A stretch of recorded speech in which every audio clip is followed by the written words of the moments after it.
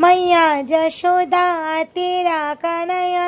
হ্যাঁ, সেদিন ছিল কানাইয়ের জন্মদিন, মানে গোবিন্দ গোপাল আমাদের পরমেশ্বর ভগবানের ছিল জন্মাষ্টমী। জন্মদিন পালন করছিলাম আমরা। মিষ্টি, নানা রকম ফল, তালের চাচি, ক্ষীর, তালের মিষ্টি, আর এদিকে লুচি, তালের বড়া, যেটা ছাড়া গোপালের তো জন্মাষ্টমী কখনোই কমপ্লিট হয় না। তো দেখো গোপুসোনাকে কি সুন্দর করে আমরা সাজিয়ে দিয়েছিলাম। তার পাশে রেখেছি লোকনাথ বাবা, পরমেশ্বর ভগবান, নন্দীদাদাও ছিল। তো গোপালকে সাজানোর পর আমরা আমাদের যথাসাধ্য চেষ্টা অনুযায়ী তাকে ভোগ নিবেদন করা হয়েছে। নানা রকম ভোগ করা হয়েছিল গোপালের জন্য। মিষ্টি, দই, ছানা, ক্ষীর, এইগুলো তো হয়েছিল। আর গোপালকে দেখো সাজিয়েছি। আমার নেমন্তন্ন ছিল প্রীতিদের বাড়িতে। দেখো প্রীতি পুজো করছে।